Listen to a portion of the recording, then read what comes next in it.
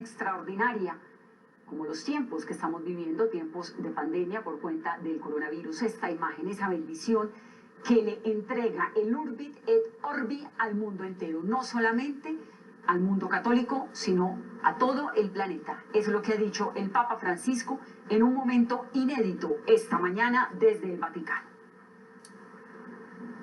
Hemos presenciado hoy la que bien puede ser la imagen más sublime y más potente de los 7 años de pontificado de Francisco, una plaza de San Pedro oscura y lluviosa que bien aludía a la imagen de la tormenta que él ha usado en el Evangelio de San Marcos para hablarle a la humanidad de estos momentos tristes y sombríos que está enfrentando.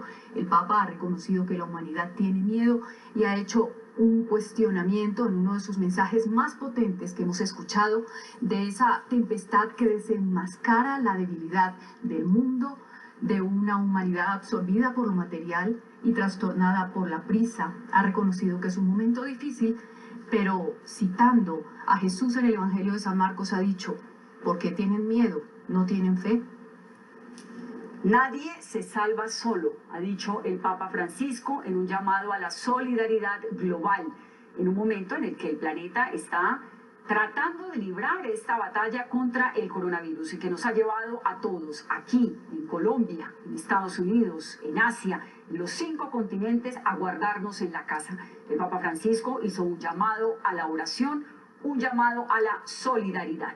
Una imagen inédita, una plaza que en un día como hoy tendría miles de visitantes allí presentes, el Papa Francisco solo hablándole al mundo católico, pero también a todos los personajes, a todas las personas del mundo entero, a pesar de que crean o no crean en el catolicismo. Es lo que ha dicho el Papa, es para todos un mensaje de esperanza, de unión, de fe, de tranquilidad y de calma en ese momento que el mundo tanto lo necesita. El Papa elevaba sus oraciones en un momento en que había convocado a todos los católicos del mundo a unirse con él, a orar por intercesión de María, a quien ven en sus pantallas, y ante un Cristo muy significativo para Roma que ha sido trasladado desde la iglesia de San Marcelo en la Vía Corso, ahí a la plaza de San Pedro, repitiendo un episodio que vivió Roma en 1522 de peste, para pedir ante ese mismo Cristo que este momento de prueba sea superado.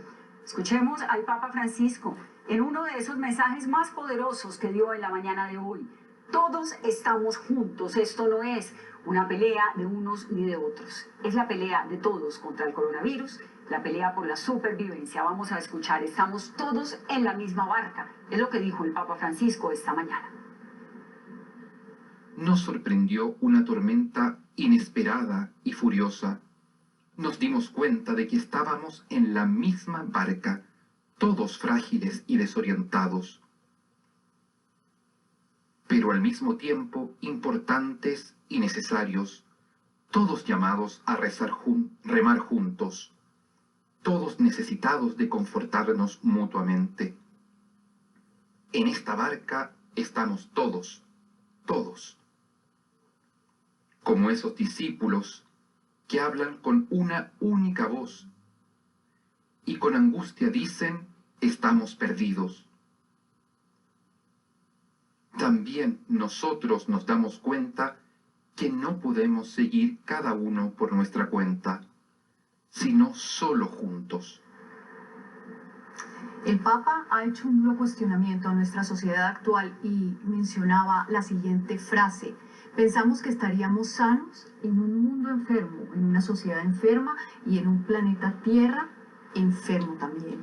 Y entonces ha dicho que los héroes, los que están escribiendo la historia en este momento, son precisamente los profesionales de la salud.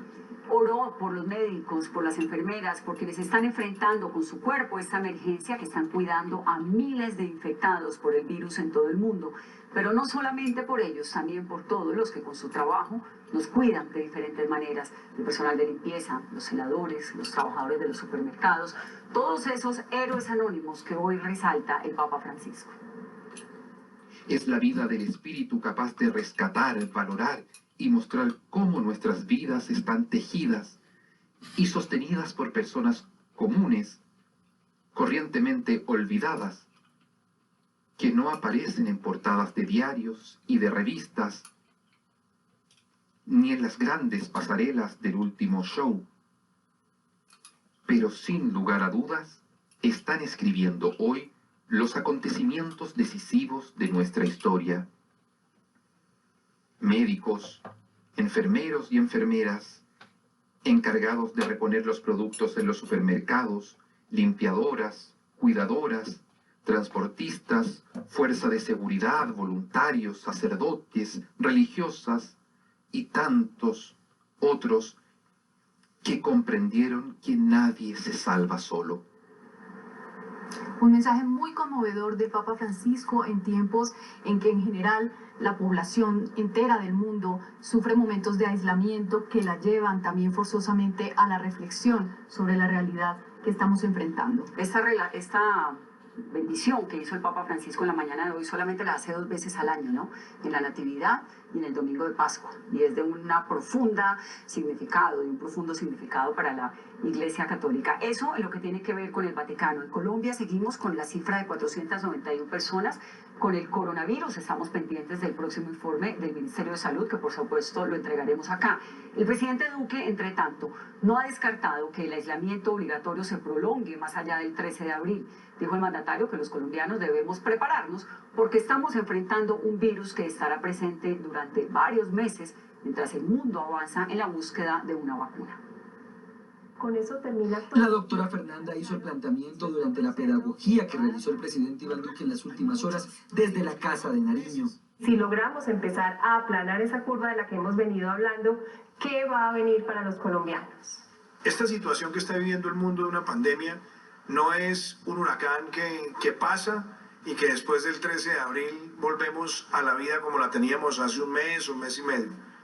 Ciertamente nos va a tocar a todos adaptarnos. El ministro de Salud, Fernando Ruiz, dijo que el sector evaluará el comportamiento del virus y si la medida de aislamiento obligatorio logró aplanar la curva. Desde el Ministerio de Salud, desde todos los servicios de salud, estamos tomando el pulso a cómo se va a ir desarrollando la epidemia, cómo se aplana esa curva, cuáles son las reducciones que podemos obtener en la afectación de la población, la efectividad propiamente de la medida, y con base en eso se tomarán las medidas que siguen de manera posterior. El presidente Iván Duque además señaló que los colombianos debemos estar preparados porque este fenómeno va a ser de meses. Recordó que después del 13 de abril los adultos mayores de 70 años deben permanecer en aislamiento y la sociedad deberá cambiar muchos comportamientos mientras el mundo avanza en una vacuna. No estaremos volviendo ni a discotecas, ni a conciertos, ni a bares, y ahí también tenemos que hacer un proceso de adaptación.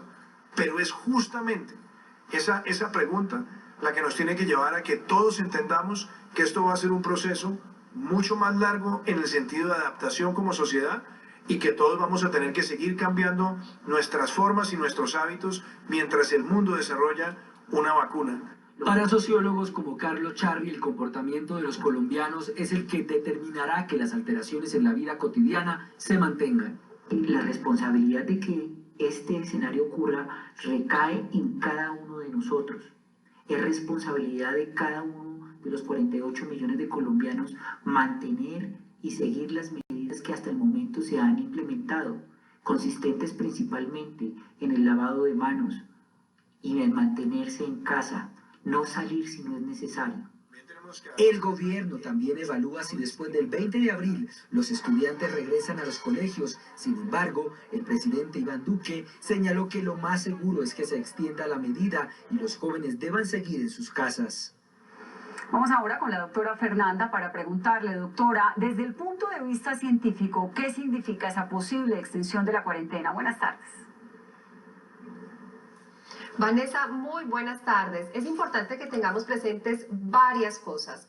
Todos estamos viendo cómo el virus se sigue propagando en el mundo, cómo en nuestro país progresivamente van aumentando el número de casos. Ya tenemos 41 casos confirmados en estudios. Entonces, Mucho cuidado porque lo que estamos buscando con todas estas medidas, ya que no pudimos detener por completo esa propagación, es que el virus se propague pero de manera lenta y no rápida. Y segundo aspecto a tener en cuenta y también muy importante, lo más probable es que tarde o temprano la mayoría nos infectemos. La mayoría serán casos leves, como ya lo hemos venido diciendo, algunos moderados y otros graves. Entonces, lo que se busca con esa medida es que no nos enfermemos y no nos infectemos todos al tiempo, sino poco a poco. Y ese tiempo que vamos ganando, esos días, esas semanas, esos meses, nos permite entender cómo se comporta el virus entre nosotros, permite que las personas que tienen casos severos y que requieren manejo crítico lo reciban de manera adecuada y además, como explicaba el presidente, ganamos tiempo para que se avance en aspectos farmacológicos como medicamentos y vacuna. Atentos a esta explicación. Una persona en un día normal puede tener 30, 40, 50, hasta 100 contactos. Y si tenemos en cuenta que este nuevo coronavirus se transmite fácilmente debido a que un solo infectado puede pasar el virus a 2 o 3 personas y estos a su vez a otras 2 o 3 personas más y así sucesivamente, si no hiciéramos nada, en 30 días un solo infectado habrá contagiado a más de 400 personas. Por eso la cuarentena es fundamental, porque al reducir drásticamente el número de contactos que cada uno tiene a diario, esa misma persona infectada solo habrá contagiado a 2 o 3 en lugar de 400. No tenemos todavía medidas farmacológicas como una vacuna que puede tardar entre 12 a 18 meses. Las medidas que tenemos para tratamiento todavía no tienen evidencia sólida y son más prescritas para personas con formas complicadas de la enfermedad. El virus no se ha detenido y probablemente seguirá propagándose, pero lo que se busca es que sea una velocidad más lenta de lo que se ha proyectado. Es importante entender que todos somos susceptibles. Las estimaciones hablan de que el 60 al 80% de las personas se van o nos vamos a infectar. Afortunadamente la mayoría con formas leves y asintomáticas. Por no tomar medidas tempranamente fue que muchos se infectaron al tiempo en países como España, que pasa por el brote rápido, pero con un alto costo de vidas y de carga al sistema de salud. En cuanto a China, lograron bajar la velocidad de propagación, pero aún no pueden cantar victoria. Algo que ha señalado la comunidad científica es que es inminente que en China va a haber un segundo pico.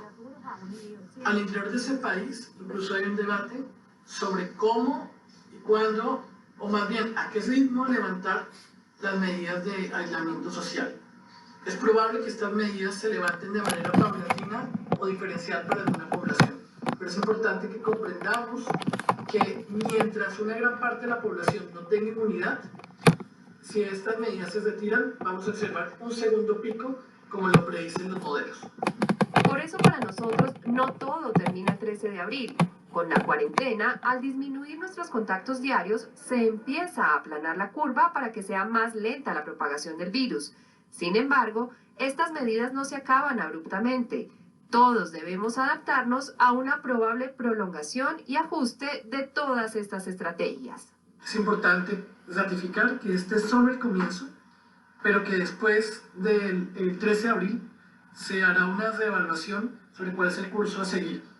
Esto permitirá hablar sobre la posibilidad de extender la medida o más adelante de pensar en medidas adaptativas que le han llamado de acordeón, como un acordeón que uno abre y cierra, en donde se hacen aislamientos intermitentes para grupos diferenciales que permitan cierta flexibilización y mitigar los efectos sociales del aislamiento. Solo el tiempo nos dará las respuestas y ese tiempo lo ganamos entre todos. Recuerde que lo que estamos haciendo hoy no lo vamos a ver ni mañana ni pasado mañana, sino en varias semanas. Así que el tiempo nos irá dando las respuestas. La clave está en el distanciamiento social y en todas las medidas de higiene en las que tanto hemos venido insistiendo. Un ejemplo muy sencillo, al estar trabajando desde casa, reduje sustancialmente el número de contactos con mis compañeros en la redacción, con el personal técnico, con mis entrevistados. Mi número de contactos en este momento es solo de 1. Eso es lo que buscamos. ¿Con cuántos contactos al día está teniendo usted? Esa es la pregunta. Recuerden, entre menos contacto, menos probabilidad tiene el virus de propagarse. Nos vemos más adelante. Nos vemos más adelante, doctora, gracias por las recomendaciones. Y la Alcaldía de Bogotá tiene preparada una estrategia para el traslado de pacientes, también para dotar a la ciudad de más de 3.000 camas de cuidados intensivos y para crear el hospital más grande de Colombia en Corferias. Angie Camacho nos cuenta cómo avanza la estrategia, qué más tiene pensado el distrito. Catalina, mire, para el caso de Bogotá, este plan de contingencia o todo este andamiaje ya viene andando. Desde lo micro, por ejemplo, el distrito está cancelando o postergando procedimientos médicos que no son prioritarios, descongestionando y reduciendo el número de visitas a centros hospitalarios para justamente sacar personal justamente de estos centros. Pero también, para el caso de lo macro, se está habilitando unidades de cuidado intensivo. Ha dicho la alcaldesa de Bogotá que los científicos y médicos que la asesoran han dicho que se debe tener un plan de contingencia incluso para las próximas 18 semanas. La columna vertebral de este plan de contingencia que involucra a la red hospitalaria pública y privada de Bogotá es triplicar el número de camas de cuidado intensivo. Actualmente la capital cuenta únicamente con 11.000 camas hospitalarias y cerca de 1.000 más de cuidado intensivo, lo que es insuficiente ante un incremento en el número de contagios de coronavirus. Las proyecciones para que el sistema no colapse son las siguientes. La capital durante las próximas 2 semanas, es decir, tiempo estimado que dura la cuarentena ordenada por el gobierno nacional, necesita habilitar 300 camas adicionales de cuidado intensivo. Y en los próximos 3 meses, para que el sistema de salud no colapse, se necesitan 3.000 camas para atender pacientes críticos. Pero ¿cómo se habilitarán estos espacios en un sistema de salud que permanece colapsado? La Secretaría de Salud firmó un convenio con Corferias para habilitar en el centro de eventos el hospital más grande del país, que habilitará 2.000 camas para atender pacientes de distintos hospitales que no presenten patologías graves y cuyo diagnóstico no sea coronavirus. Esto con el objetivo de descongestionar otras instituciones de salud. Las estimaciones indican que Corferias podría tener incluso hasta 5.000 camas si se requiere. El distrito, con las facultades que le da la declaratoria de emergencia económica decretada por el gobierno nacional, podrá tomar posesión de hospitales cerrados e inactivos, como es el caso de la red de salud. Lo cierto es que hay un hospital que tiene camas, que tiene cómo organizarse. Nos vamos a tomar literalmente esos hospitales en este momento y los vamos a administrar a través de la red pública de Bogotá porque los necesitamos. Hay cerca de 4 hospitales en esas condiciones en Bogotá, los vamos a entrar a operar. En los centros asistenciales que tengan infraestructura para atención de COVID-19, se incrementarán las camas para atender complejidades. En este momento, según el reporte más reciente del distrito, indica que de los 187 contagios que hay en Bogotá, 5 permanecen hospitalizados, 3 de ellos en unidades de cuidado intensivo. A esto se suma que la capital tiene listos los recursos para comprarle a Corea del Sur 100.000 pruebas de coronavirus que serán usadas para el testeo únicamente en Bogotá.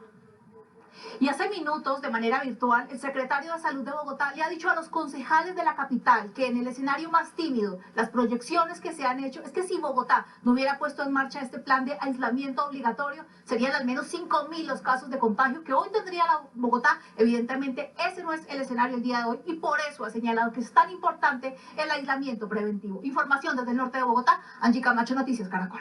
Angie, la información más reciente que tenemos es de 187 personas que han dado positivo con COVID-19 en Bogotá. Pero ¿cómo están enfrentando esta emergencia los hospitales? ¿Cómo están las salas de urgencias? Noticias Caracol hizo un recorrido con el secretario de Salud, que aquí nos cuenta lo que evidenció. Así como está este servicio, probablemente están muchos de los servicios semivacíos por el confinamiento social que hemos tenido estos días. Esto era lo que buscábamos. Así los queríamos tener por si se presenta la demanda del COVID. Y en un recorrido por algunos hospitales de la ciudad pudimos comprobar lo que dice el secretario de Salud. Las salas de urgencia se encuentran sin pacientes. Asegura que la gente prefiere estar en aislamiento en la casa ante el temor de asistir a un centro asistencial. Todo por factores de riesgo. Pero todo aquello que podamos atender en casa es mejor atenderlo en casa. ¿Existe mayor riesgo al asistir a las IPS, a los hospitales? Por supuesto que sí.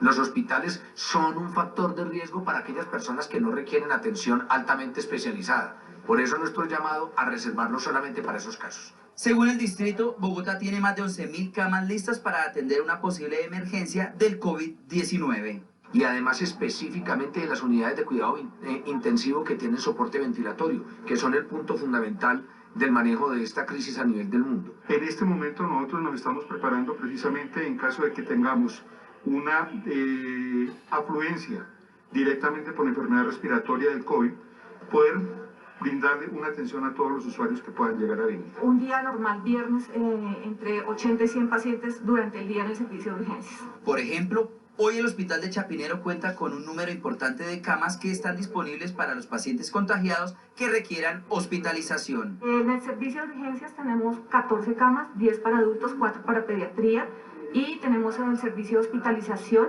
que son 28 camas, las cuales todas quedan en la disposición para recibir pacientes que no se vayan a complicar, pero que requieran una hospitalización para el manejo de COVID-19. Una gran estrategia implementada para prevenir y atender la emergencia que ha contagiado 187 personas en Bogotá. Y la línea de emergencia 123 de Bogotá fue habilitada para reportar esos posibles casos de COVID-19 en la ciudad. Conocimos el caso de un médico que llevaba 72 horas marcando y no había logrado conectarse con los operadores para establecer o para que habilitaran un equipo que permitiera establecer si una de sus pacientes que tiene cáncer es positiva o no para el COVID-19. Tatiana Gordillo, ¿ya hubo respuesta para este médico? Catalina y televidentes, pues a través de su llamado insistente a la línea 123 no hubo una respuesta para este médico. Él dice o nos cuenta que tuvo que recurrir a algunos contactos personales que tiene dentro de las autoridades y así logró que ya le practicaran la prueba a esta mujer. Sin embargo, no fue a través de su llamado a la línea 123. Pero mire, aquí hay una responsabilidad muy grande de los bogotanos de que esta línea esté colapsando o tenga llamadas represadas. Y es que los bogotanos, pudimos evidenciar, estando dentro de la línea, están llamando a preguntar, por ejemplo, si pueden llevar su carro para hacer mercado. Eso no es una emergencia, eso es una duda que se puede consultar a través de otro tipo de líneas. Este es el informe. Tenemos una situación que realmente es preocupante. Carlos Castro, médico oncólogo, director de la Liga contra el Cáncer, tiene una paciente con síntomas de coronavirus. Lleva 3 días marcando a la línea 123, en donde hasta el momento no le contesta. Doctora Barbosa, por favor, una vez más, intentemos llamar a la línea de emergencia del distrito, porque realmente es triste y preocupante. No sabemos qué hacer, no sabemos a quién recurrir. La paciente del doctor Castro tiene cáncer y a pesar de la insistencia de su médico, había sido imposible que le practicaran el examen para determinar si es positivo para COVID-19. Cuando ella llegó con síntomas de gripa, no la dejamos entrar, está recluida en su hotel. A este oncólogo se suman cientos de ciudadanos que tienen la misma dificultad para comunicarse con la línea de emergencias, que fue habilitada para poder determinar a través de equipos médicos domiciliarios si una persona tiene o no tiene coronavirus. Según las autoridades, los habitantes de Bogotá están colapsando la línea preguntando por otras cosas. Por servicio de transporte, por entrega de ayudas, por el tema de los servicios, el pago de los servicios, por también los impuestos que se están rebajando. La línea 123 pasó de recibir 30.000 a 150.000 llamadas diarias. La mayoría no son para reportar emergencias. Incluso hay personas que han llamado a consultar si pueden o no sacar a pasear a su mascota durante la cuarentena. Información que no tiene nada que ver con unas urgencias o temas de seguridad. Otro de los motivos por los cuales se congestiona la línea es, según su coordinador, por la falta de paciencia de los ciudadanos. Porque cuelgan, vuelven y llaman, cuelgan, vuelven y llaman, y eso empieza a subir la cola de llamadas. La línea habilitó más puestos de recepción de llamadas para atender las dudas de la gente y el número de operadores subió desde esta semana que arrancó la cuarentena nacional. A la línea 123 usted puede tanto reportar casos de coronavirus como también reportar cualquier tipo de emergencia que ponga en riesgo su vida. El resto de consultas las puede hacer a través de la línea 195 para evitar que colapse la 123, que es en este momento la más importante. Es la información desde el occidente de Bogotá. Tatiana Gordillo, Noticias Caracol.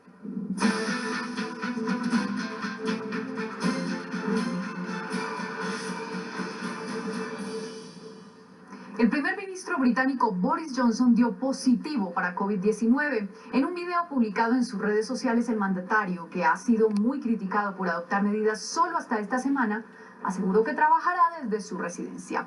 Daniel Postico, de la Alianza Europea INEX, tiene el reporte desde Londres. Hola, saludos desde Londres. Así es, ha sido el propio primer ministro Boris Johnson quien ha confirmado que se ha contagiado de coronavirus. Lo ha hecho a través de un mensaje de vídeo en Twitter. He desarrollado síntomas leves del coronavirus como fiebre y una tos persistente, y siguiendo las recomendaciones de nuestro equipo médico me han hecho una prueba que resultó positiva, así que estoy trabajando desde casa. En estos momentos está confinado en una habitación con despacho en su residencia de Downing Street. Le están dejando la comida en la puerta. Johnson también ha confirmado que va a seguir ejerciendo sus funciones a través de videollamadas y aprovechando las nuevas tecnologías. También su pareja, Carrie Simons, que está embarazada y que espera a su primer hijo, está aislada en otra parte de Downing Street. Boris Johnson había sido muy criticado durante las últimas semanas por las medidas demasiado relajadas que estaba tomando con respecto al coronavirus. Ya son cerca de 600 las víctimas aquí en el Reino Unido desde esta semana que ha adoptado medidas contundentes. Además de Boris Johnson, también se ha confirmado hoy el contagio de su ministro de Sanidad, Matt Hancock, y que se suma al del príncipe Carlos, el primer heredero al trono británico, que dio positivo esta semana y que está aislado en su casa de Escocia. Desde Londres, Daniel Postico para Noticias Caracol. Daniel, gracias. Y a pesar de las enormes tensiones políticas que los distancian, los presidentes de China y Estados Unidos acordaron cooperar en la lucha contra el COVID-19. Estados Unidos es ahora el país con más contagios, incluso por encima del gigante asiático. El presidente chino le dijo a Trump que cooperar es el único camino. En una reciente conversación telefónica, el presidente de China, Xi Jinping, le aseguró a Donald Trump que solo una respuesta colectiva de la comunidad internacional puede ganar esta batalla contra el nuevo coronavirus. China ha compartido sus experiencias en prevención, contención y tratamiento del COVID-19 sin reservas y brindado todo el apoyo y asistencia posible a los países que lo necesitan. Continuaremos haciendo lo mismo y trabajaremos con la comunidad internacional para superar el virus. Según la agencia de noticias china, Xi Jinping aseguró que espera que puedan trabajar con Estados Unidos contra este enemigo común. Y es que el territorio estadounidense es el que ahora presenta más contagios en el mundo, siendo Nueva York su gran foco con más de 39.000 casos. Estamos presionando todos los botones posibles buscando en cada rincón. Estamos llamando a todo el país para encontrar todos los ventiladores que podamos obtener. Por eso, un buque hospital de la Armada de Estados Unidos partirá 2 semanas antes de lo previsto rumbo a Nueva York, cargado de ayudas y suministros. El barco llegará al puerto de Nueva York el lunes. Creo que voy a ir y lo despediré con un beso. El USNS Comfort también atenderá a los afectados por el COVID-19. Más de 1.200 marineros y voluntarios de la Reserva de la Armada, incluido el personal médico, apoyarán la misión. Entre tanto, para paliar la crisis económica, hoy la Cámara de Representantes aprobó el mayor paquete de estímulos de la historia del país, con 2.2 billones de dólares que serán distribuidos entre residentes, empresas y hospitales. Y es que todos los sectores económicos del país se han visto afectados. Esta es una imagen que resume el panorama de la industria de los viajes. Decenas de aviones de American Airlines parqueados en el Aeropuerto Internacional de Tulsa. Y en Europa las cifras del COVID-19 no son nada alentadoras hoy. Tanto Italia como España rompieron los récords de pérdidas de vidas humanas en un solo día. En Italia se perdieron 960 vidas, casi 1.000. Y en España 768. Desde Madrid, Maya Restrepo nos cuenta más. Saludos desde Madrid, donde da la sensación de que España se acerca progresivamente al pico de contagios de la curva en la que se amparan los científicos y el gobierno para ver progresivamente cómo avanza el virus en el país. En cifras, al día de hoy llegamos a las 64.059 personas infectadas, 4.860 las muertes, un total de 759 muertes más que hace 24 horas y también a las 9.357 personas recuperadas. También tenemos que confirmar que hay un total de 9.444 los personales sanitarios que se encuentran infectados por el COVID-19 y España contratará en las últimas horas a 200 sanitarios extranjeros residentes aquí para paliar la crisis del coronavirus a nivel sanitario. Y Sanidad ha confirmado el día de hoy que no fueron 9.000 sino 50.000 los test rápidos que se compraron por una empresa española avalada y homologada y que salieron defectuosos. Estas y más noticias desde Madrid, España, Maya Restrepo para la Alianza Informativa. Muy precaria, tan solo en las camas de terapia intensiva disponibles. Actualmente hay 53.000 y sin embargo el gobernador aseguró que se necesitan 140.000. Lo mismo para el número de mascarillas protectoras para los trabajadores hospitalarios. Y sin embargo la situación en otras ciudades del país como Detroit y la propia Nueva Orleans podría desbordarse también. Vamos a ver, José, Alemania empezó a realizar tests de forma acelerada cuando empezaron a conocerse los primeros casos. Es una de las medidas que parece evitar una propagación como la que hemos visto en Italia o en España y ahora también en Estados Unidos. ¿Qué es lo que ha hecho hasta ahora Estados Unidos? Esta ha sido una de las principales críticas a las autoridades, tanto estatales como federales de Estados Unidos. A 2 semanas, el presidente Donald Trump declaró un estado de emergencia asegurando que las pruebas estarían disponibles ahí. Apenas esta semana, en términos absolutos, Estados Unidos ya logró más de 600.000 pruebas de COVID-19 por primera vez sobrepasando a Corea del Sur e Italia, que son los referentes. Y sin embargo, en términos relativos, alrededor de 200 pruebas son aplicadas por cada 100.000 habitantes aquí, algo muy debajo de los 700 pruebas por cada 100.000 habitantes que se aplican en Corea del Sur. Esto es un reto que todavía sigue pendiente y todavía las autoridades no tienen un plan claro a seguir adelante. Gracias, José Díaz Briceño, en Washington. Por su parte, la provincia china de Hubei, la cuna de la pandemia, empieza a relajar sus medidas de cuarentena, retoma la vida cotidiana. Hay un moderado optimismo de que la enfermedad esté bajo control o por lo menos se esté controlando mucho más. Las autoridades informaron sobre 54 nuevos casos el jueves, todos menos uno de ellos habían sido traídos desde el exterior. El país está por eso impidiendo a todos los extranjeros, incluso los que tienen permisos de residencia. El casco antiguo de Jinzhou suele estar repleto de turistas, sobre todo ahora en primavera. Sin embargo, tras su reapertura, sigue vacío. Pese a que hay más libertad de movimiento, apenas se registra actividad, un motivo más de preocupación para los residentes. La primera mitad del año es cuando todo florece. Muchos salen a ver las flores, que es la temporada alta de turismo, pero el coronavirus sin duda nos afectará mucho. La ciudad está en la provincia de Hubei, donde originó la pandemia. Hay tan poca gente. Los de fuera de Hubei no vendrán aquí. Es la región más afectada y nadie se atreve a venir. Si dices que eres de aquí, se te alejan. Tienen miedo.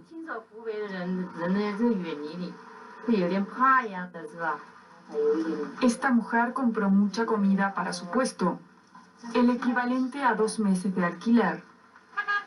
Pero durante la cuarentena no pudo vender nada y los alimentos se echaron a perder.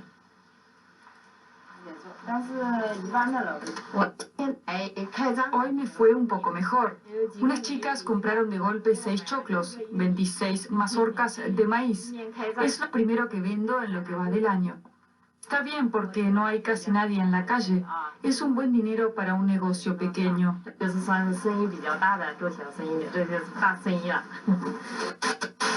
Todos esperan que las calles vuelvan a llenarse pronto y que los duros días de confinamiento en Jinzhou queden en el pasado.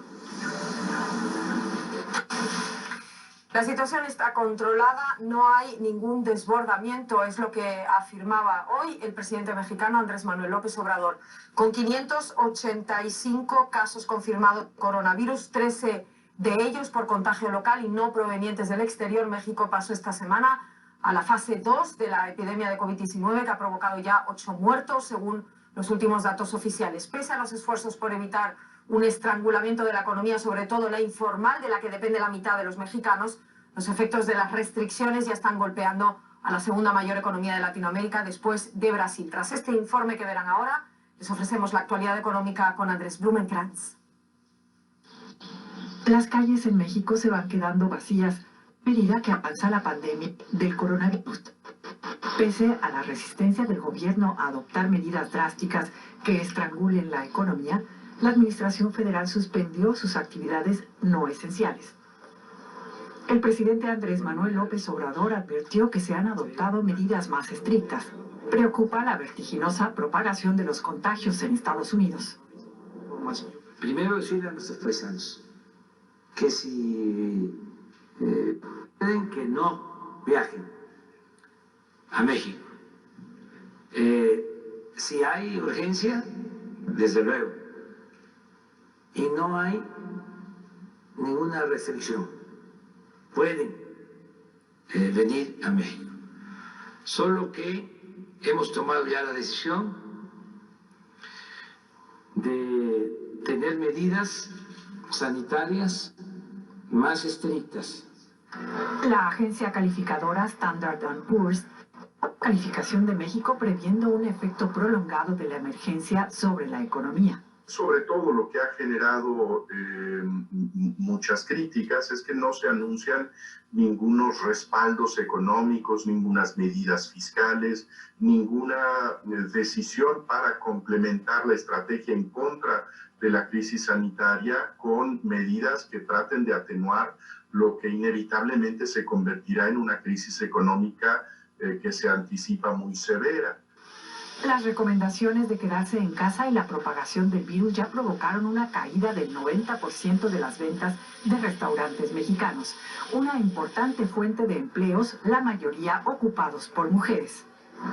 O sea, se nos baja el sueldo, o sea, nos está perjudicando mucho. Y pues seguimos trabajando porque pues si no trabajamos no tenemos económicamente nada. Además del impacto económico, México enfrenta un agravante adicional. Más de un 10% de la población padece diabetes, lo que junto con otras enfermedades derivadas de la obesidad podrían significar más casos graves de infectados. La mayoría de los casos mortales por coronavirus en México han sido diabéticos.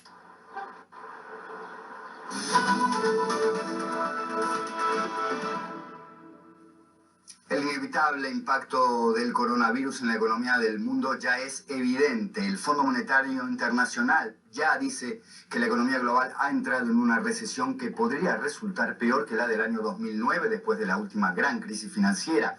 Esto lo anticipó este viernes en una rueda de prensa la directora general del FMI, Kristalina Georgieva, que contabilizó más de 80 países ya entre los solicitantes de la ayuda de emergencia que el organismo puso a disposición de los países con sistemas de salud precarios.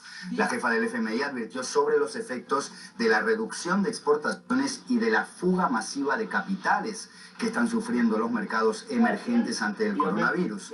Según los cálculos del FMI, estos países emergentes van a necesitar 2,5 billones de dólares para revertir los efectos disruptivos de la pandemia.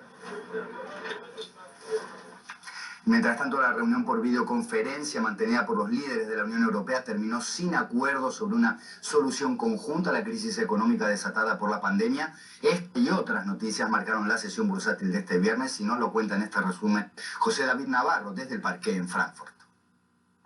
Las bolsas europeas caen este viernes a números rojos y rompen una racha de 3 sesiones consecutivas que habían cerrado en números en positivo.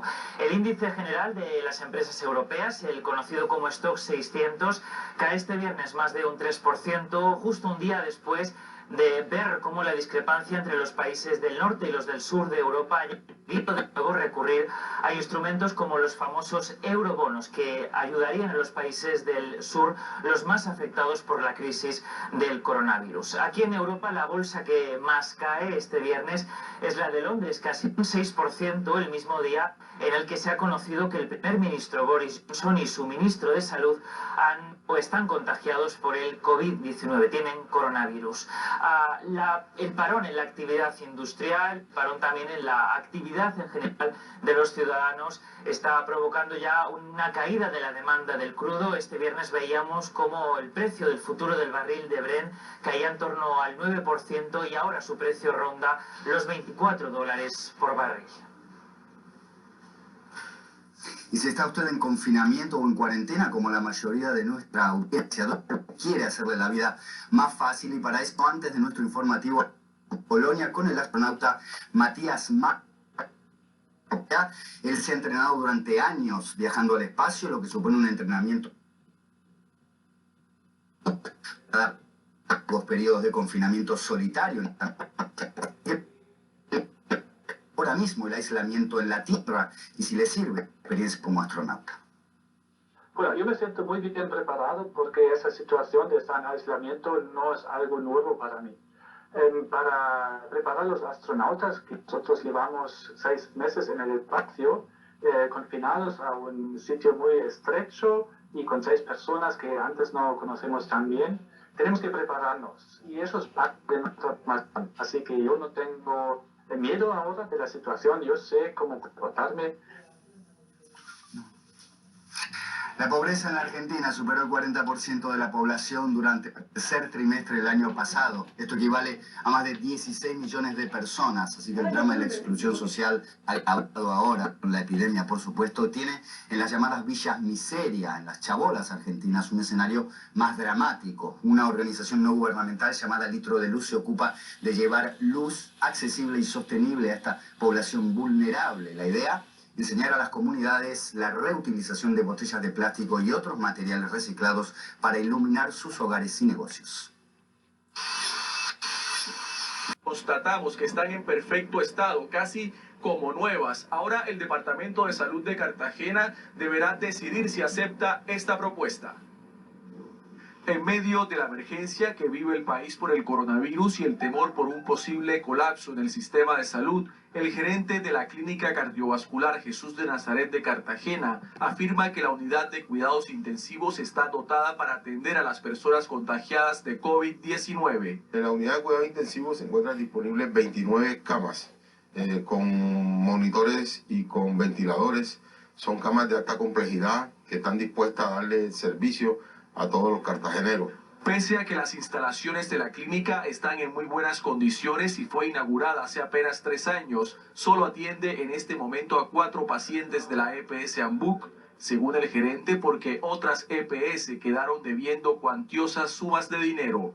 A la cual a mí no me han hecho pago, por cuanto yo estoy en contra de las coimas, señor presidente, señor alcalde, señor gobernador. Voy en contra de eso, y por eso desde hace 3 años a la clínica cardiovascular le están adeudando más de 14.000 millones de pesos, y son todas las EPS subsidiadas. Habitantes de Cartagena agradecen el ofrecimiento y esperan que la clínica sí pueda brindar los servicios a pacientes con coronavirus. Muchas gracias a la persona que se le ocurrió esto. Excelente noticia. Así como esta clínica, espero que otras clínicas que están en estos momentos en receso puedan ofrecer sus instalaciones nuevamente. El Departamento de Salud de Cartagena visitó la clínica cardiovascular y analiza si aceptará el ofrecimiento de las 29 camas y otros equipos. A propósito de clínicas, los gerentes de 10 IPS le solicitaron al alcalde William Dow que garantice los recursos para que puedan atender a las personas con COVID-19. Desde Cartagena, Leonel Quintana Mutón, Noticias Caracol. En desgracia, en Valledupar se recuperó un hombre que había sido contagiado con COVID-19. Sin embargo, hay preocupación por el segundo contagiado que se registra en esa zona del país que habría tenido contacto con varias personas. Martín Mendoza, ¿quién es el paciente que superó la enfermedad? Buenas tardes, pues se trata de un hombre de 30 años, un profesional procedente de España, donde cursaba una maestría, quien al llegar a Valledupar fue sometido pues a un extremo aislamiento, teniendo en cuenta que había informado que antes había tenido contacto con 2 personas portadoras del COVID-19. El paciente presentó tos y también un dolor en el pecho leve, pero se puede decir que ya está completamente recuperado.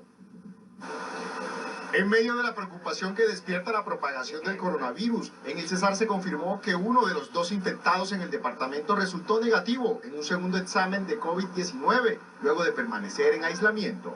Ya cumplimos el ciclo epidemiológico de vigilancia y hoy podemos decir que ese primer caso que tuvimos en el departamento de Cesar se encuentra ya clasificado como caso recuperado, lo cual nos da pues mucha tranquilidad. Como gran parte de los casos en el país, el hombre de 30 años había llegado de España los primeros días de marzo. Se identificó desde el momento de su ingreso y desde el momento del inicio de los síntomas y pudimos hacer todo el aislamiento preventivo y el aislamiento durante la enfermedad necesario. Pero el segundo caso, que aún permanece activo, tiene en alerta a las autoridades de salud, pues el paciente habría tenido contacto con más de 60 personas, de las cuales 7 han presentado síntomas. Se encuentra con aislamiento en casa, en conjunto con su grupo familiar, y se viene haciendo todo el seguimiento respectivo a los contactos, determinando síntomas, determinando asintomáticos y esperando las pruebas que ya fueron tomadas. En el Cesar se han practicado 127 pruebas de COVID-19, de las cuales hay 50 pendientes de resultados.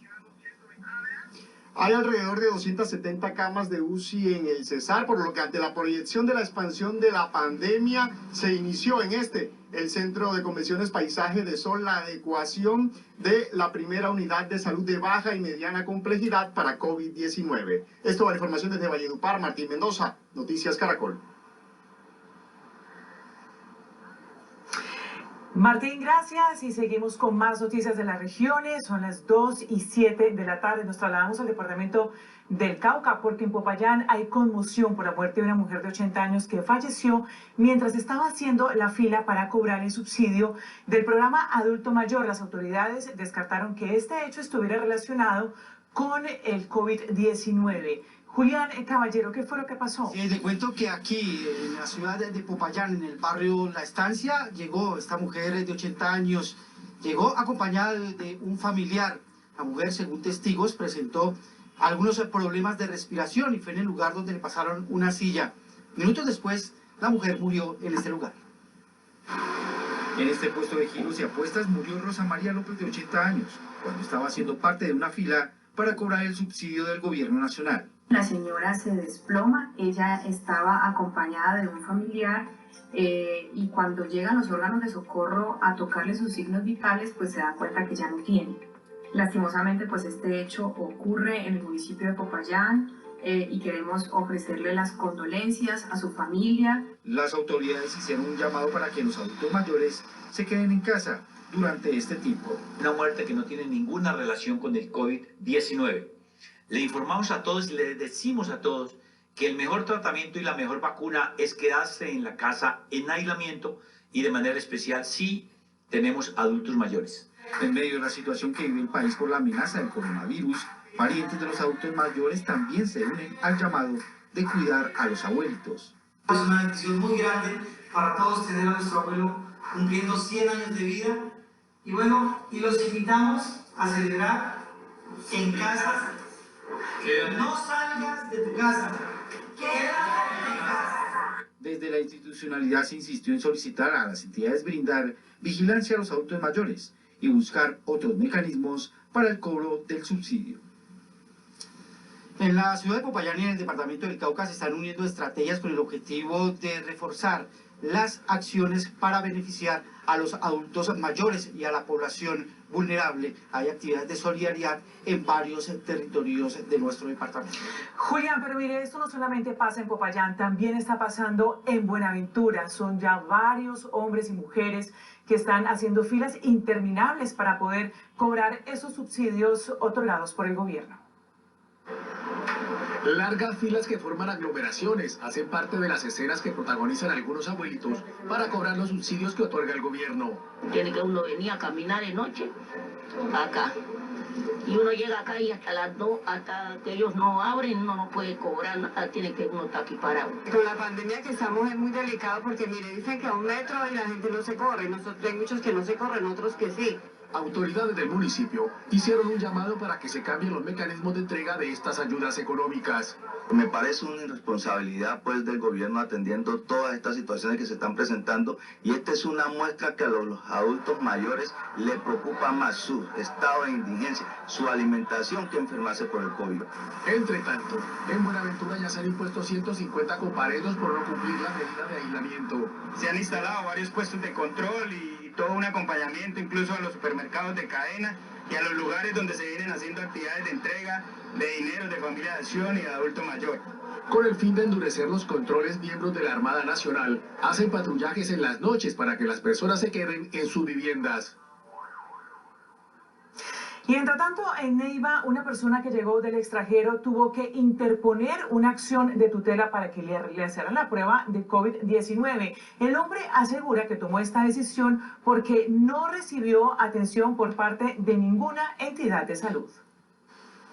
El hombre que desde su llegada de Brasil presentó síntomas relacionados con el COVID-19 se aisló al llegar a su vivienda en Neiva y posteriormente decidió llamar a las líneas de emergencia para que atendieran su caso. Empezó a presentar malestar general, dolor de garganta, para lo cual se procedió a comunicarse por las líneas del CRUD, pero desafortunadamente en todas estas entidades no se obtuvo ninguna respuesta, simplemente se limitaban a decir sí, ya lo gestionamos, sí se lo va a hacer, pero nada más. Ante la falta de respuesta, el ciudadano decidió interponer una tutela por medios digitales y en menos de 24 horas obtuvieron el fallo. Saca un fallo ejemplar y dicta medida cautelar de manera oficiosa, ordenándole a las entidades accionadas dentro del término de 24 horas proceder a practicar la prueba. ¿Qué responde la autoridad de la salud sobre este caso? Desconocemos porque esta persona de pronto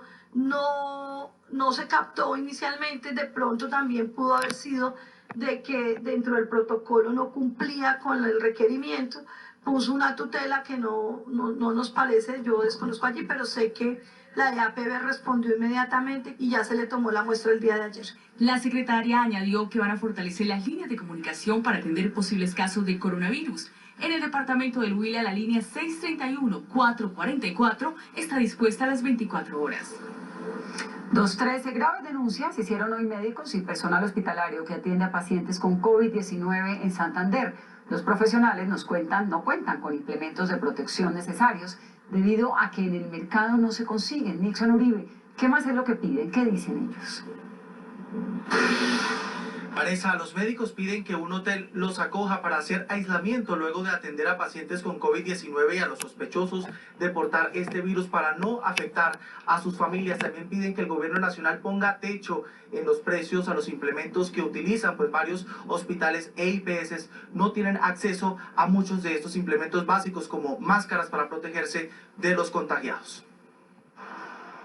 Sin máscaras de protección e implementos esenciales como tapabocas profesionales, médicos de Santander atienden a domicilio a pacientes con COVID-19 y potenciales enfermos por este virus.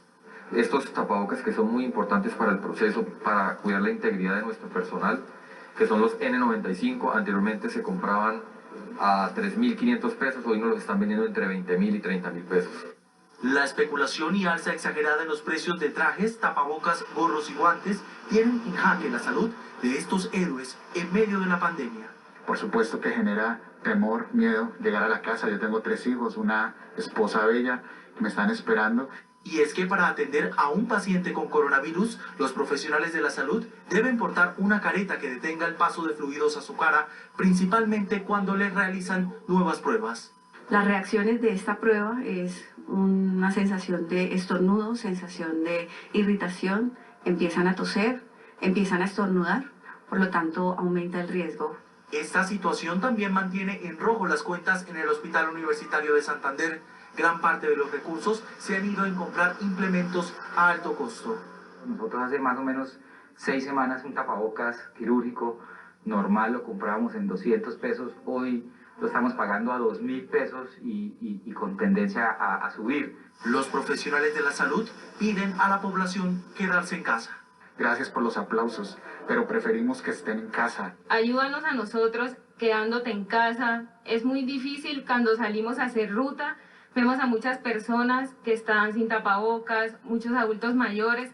Establecer un techo en los precios de los trajes y herramientas hospitalarias y el aislamiento en hoteles para proteger a sus familias pidieron médicos, enfermeras y fisioterapeutas respiratorios que todos los días están expuestos al virus.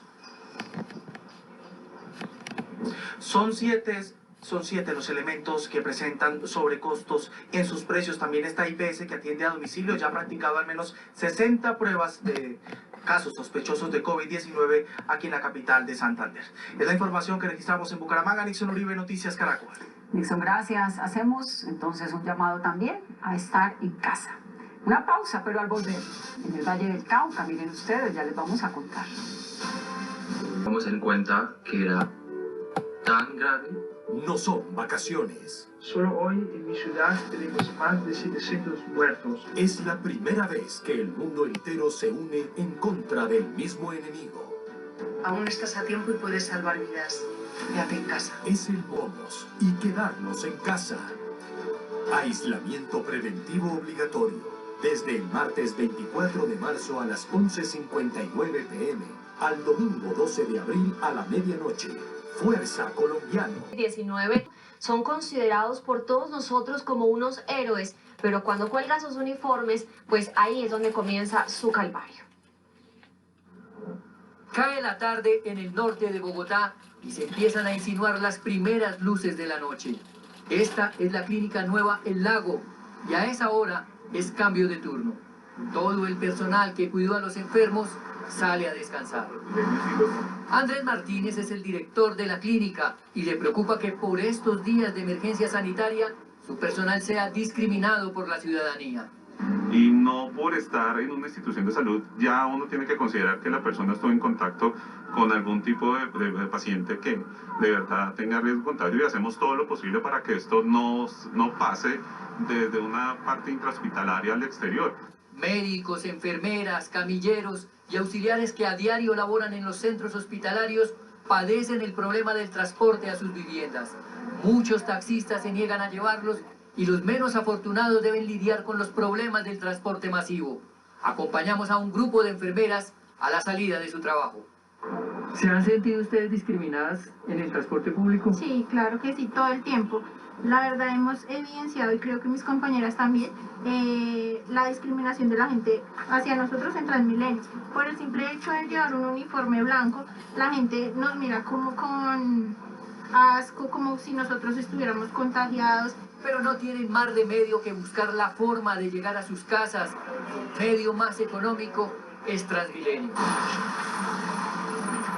Al otro día, Luz Dari Pulido, enfermera del área de infectología, madruga a buscar el transporte público. Ella sabe que el metro vital de distancia que la brindaría para evitar un posible contagio aquí es casi imposible. Ese es el primer sitio de contacto, porque digamos que a veces la frecuencia de los alimentadores no es tan alta, entonces uno pues tiene que compartir con las personas que ven ahí, pues es un contacto estrecho. Aunque la verdad en los últimos días han disminuido mucho las aglomeraciones en Transmilenio, Luz Dari avanza en medio de los controles y finalmente abordamos el articulado que nos lleva a su trabajo. Les decimos héroes y heroínas y los aplaudimos cuando luchan contra el virus en los hospitales y clínicas, pero cuando cuelgan las batas deben salir a la calle a batallar con el transporte público y los riesgos que implica. Luego de atravesar la ciudad de sur a norte, finalmente llegamos a la estación donde se queda Luz Dari. Y allí, a la salida, ella lanza una súplica al gobierno distrital. Un transporte especializado que pueda llevarlos a sus casas y trasladarlos al hospital. Tener unas rutas para nosotros nos garantizaría seguridad, tranquilidad para desplazarnos desde nuestras casas hasta nuestros puntos de trabajo. Pienso que esa sería una muy buena opción cuando la situación empeore. Luz Dari ya está en su sitio de trabajo, acomodada en su trinchera con toda esta comunidad médica que se prepara a dar la batalla contra el virus en los próximos días. Cada uno de ellos valdrá oro en el momento de la crisis. Por eso, gobierno y ciudadanía deben entender su importancia y cuidar de ellos, porque serán los llamados a cuidarnos. Los ángeles de los policías. Debido a la escasez de tapabocas, un grupo de mujeres, varias cabezas de hogar, cambiaron su misión. No confeccionarán más uniformes para los policías, sino tapabocas y trajes especiales para los agentes y los médicos que los atienden. César Chaparro, ¿dónde los hacen? ¿A quién se los entregan? ¿Cómo son? Vanessa, televidentes, los fabrican exactamente aquí, en la fábrica de confecciones del Fondo Rotatorio de la Policía. Aquí al interior de esta fábrica hay un grupo de mujeres que exclusivamente se dedicó a elaborar no solamente tapabocas especiales con todas las normas de bioseguridad, sino también uniformes para los médicos especiales que tienen que atender a los enfermos de coronavirus. Aquí lo que ustedes ven es un batallón de mujeres. No podemos ingresar porque tenemos para ingresar que ser sometidos a una especie de baño con alcohol, como todas estas mujeres que ustedes han visto han sido sometidas. Y permanentemente les hacen una revisión, les aplican alcohol en sus manos. El agradecimiento se lo da el agente del SMAT a un grupo de esposas de los generales de la policía que recorren las calles de Bogotá entregando tapabocas a los uniformados que están en Transmilenio o custodiando las cárceles, entre otros sitios de la ciudad. Nosotros utilizábamos lo más comercial que está ahorita, es de tela, pero me acaban de decir que prácticamente no ayuda para evitar el contagio. Aseguran que los tapabocas cumplen con las normas de bioseguridad. La mejor referencia en este momento que tenemos acá para utilizar, para el riesgo que corren los policías en las calles, entonces tiene una durabilidad de 4 a 5 días. Explicó cómo conservarlos. Sin tocar la parte interna. Los coloquemos sobre la superficie, ya sea donde vienen los mismos tapabocas o en una servilleta. Los rociamos con alcohol y procedemos a guardarlos. La advertencia la realiza ante la escasez de tapabocas en el país. Hemos tenido que recurrir a nuestras señoras esposas, hermanas, viudas de policías, tanto activos como retirados. Y ellas se han puesto en la labor de confeccionar unos tapabocas. La señora Adriana se refiere a estas mujeres que hacen parte del batallón de ángeles que fabrican los tapabocas a los policías. Se están fabricando entre 10.000 y 20.000 tapabocas diarios. La meta es llegar a superar los 20.000, 30.000. Los elaboran en esta fábrica donde normalmente realizan los uniformes para los policías del país. Nuestra misionalidad va a ser, por esta situación que estamos pasando, dedicarnos a hacer este tipo de elementos. Muchas de ellas también los confeccionan desde sus casas en La Guajira. Vamos a cuidar a nuestros padres, a nuestros hijos, a nuestros esposos.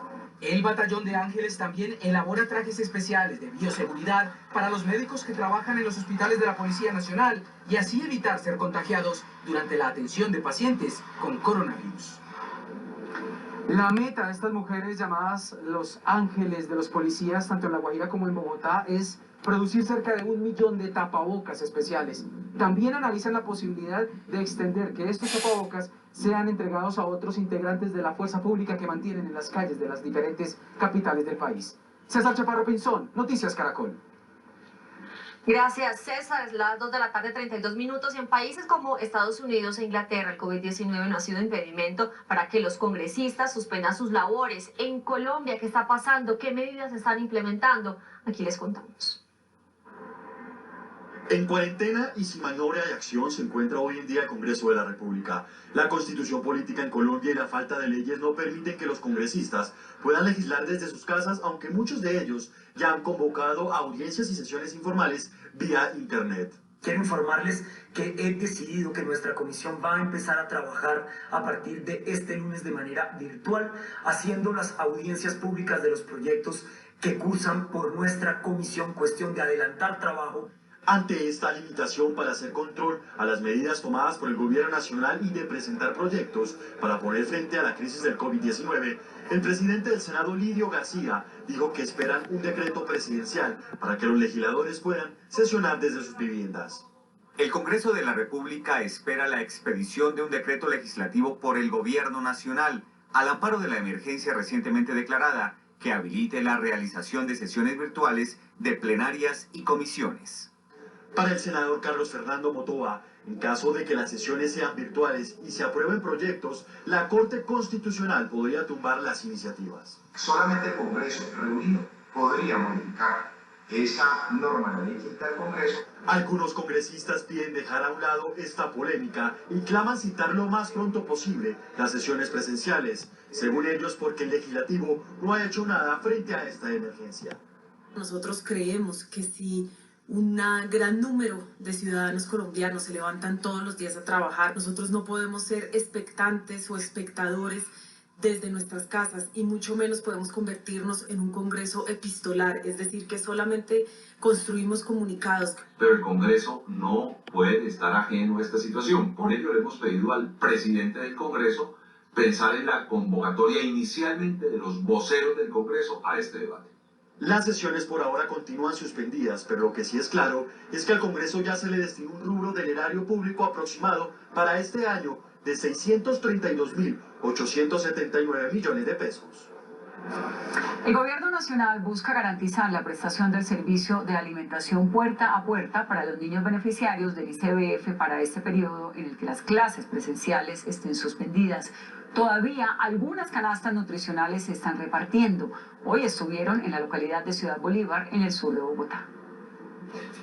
Darwin es padre de 2 niñas pequeñas. Durante este tiempo de aislamiento obligatorio decretado por el gobierno como medida de contención a la propagación del COVID-19, se ingenió en la parte trasera de esta modesta casa en la que pagan arriendo un par de columpios para que durante este periodo sus hijas se diviertan. Ahí ganamos lo que se trabaja por entiende, si no trabajamos no formamos. Una realidad que cobija a cientos de hogares en el país que ahora deben procurar la continuidad de la educación de sus hijos en casa. Por eso, en un esfuerzo titánico entre gobierno, comunidad y la empresa privada, el Instituto Colombiano de Bienestar Familiar está llegando puerta a puerta a cada una de estas familias que dependen de sus servicios de educación y desarrollo integral. Siempre es complicado por los gastos, pues lo que es el arriendo, todo eso va sumando y todo eso, pues ahorita es difícil los ingresos, es difícil la economía. Toca aceptar lo que está pasando y seguir adelante, esperar que ojalá pronto se termine esta pandemia.